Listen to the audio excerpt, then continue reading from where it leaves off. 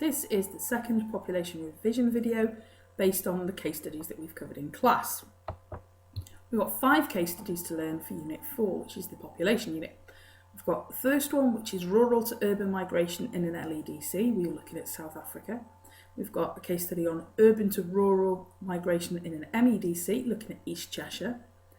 Population structure of a sub-Saharan country, that's Malawi. Population structure of a Southeast Asian country, which was an area of India.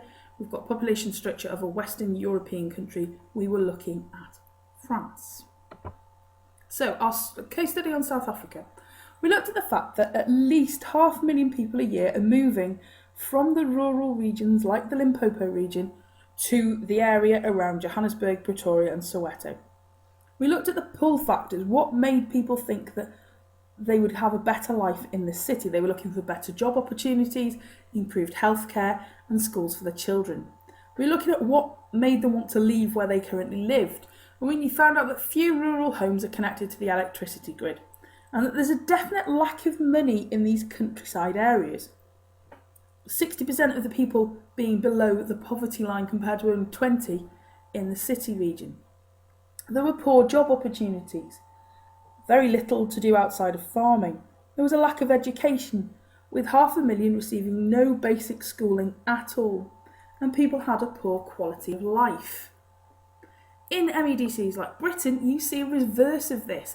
People are leaving cities that are seen as congested and dirty and crime-ridden and busy, and people are moving back to rural areas for a quiet, more peaceful life in bigger houses because the land is cheaper. In rural East Cheshire, there's been this massive house price rise since 2000. Lots of small little Cheshire villages have suddenly become magnets for rich people. We've got Prestbury, one of the most upmarket villages in Cheshire, where lots and lots of footballers live.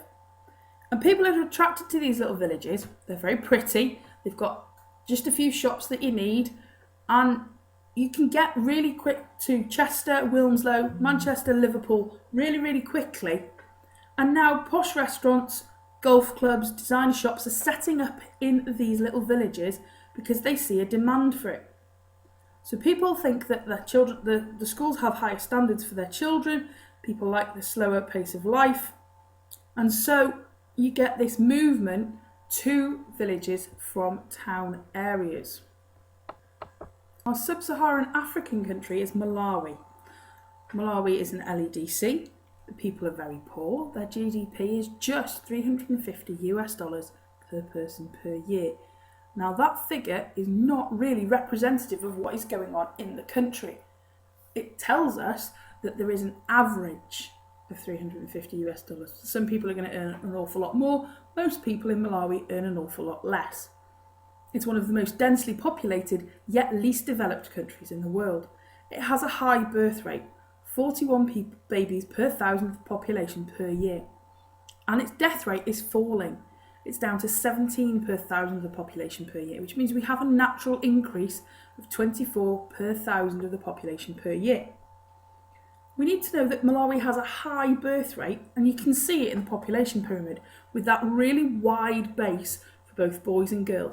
High birth rate, a lack of contraception, either due to a lack of wealth and they can't afford it, or a lack of education, that it A, exists, or B, that it will help them reduce the number of children so they do not have such money worries. You have a lack of education, you have this child labour, sending small children out to work in the family field or to work from the family home at an early age. And you also have this replacement rate of replacing children that die. The population structure is a classic pyramid shape, wide base, sloping sides. You can see there is high infant mortality because the number of children goes in quite quickly. Life expectancy is really low. You've got just 52 years old. And the main cause of death is AIDS. 26% of deaths is due to AIDS. AIDS strikes the sort of 15 to 19 to 65 age bracket. Those are the people who are having the children, but who also earn the money. So you have this big impact on being able to pay taxes and money for the government. So we need to look about changes in the future. What is going on in Malawi that's going to help change the population structure? So we've got malaria nets. Malaria nets for just £2 each will reduce the death rate by 6%. This will impact on birth rate, reducing infant mortality, reducing the replacement rate, which will then bring the birth rate down because more babies are surviving to adulthood. There are more jobs in the city of Lilongwe. This will reduce the death rate, it will give people more money to spend on food and clean water. It may also reduce the birth rate as urban dwellers tend to have fewer children because they don't need them to work in the fields. Charities sponsor campaigns to promote contraceptives. This should reduce both birth rate and death rate as fewer children will be born and fewer sexually transmitted diseases will occur, especially since AIDS, again, counts for 26% of all deaths in Malawi. You also have migration. Lots of young Malawians are migrating to South Africa to find jobs.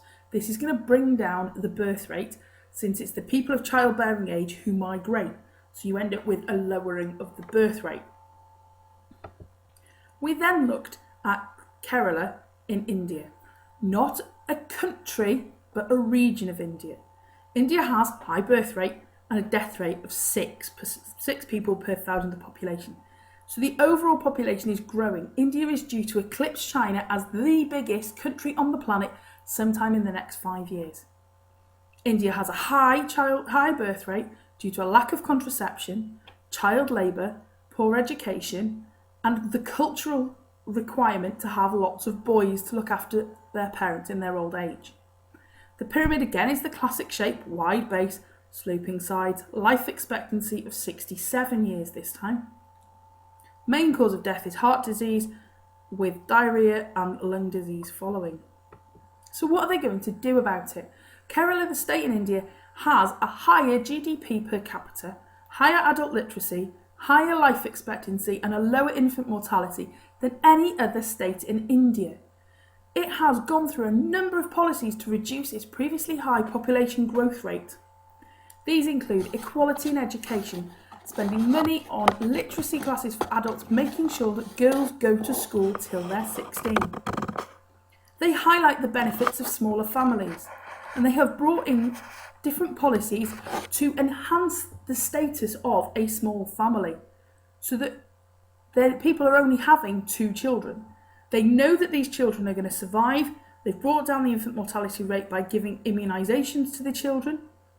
They give out free contraceptives and they give out advice for anybody who wants it. They give a series of benefits.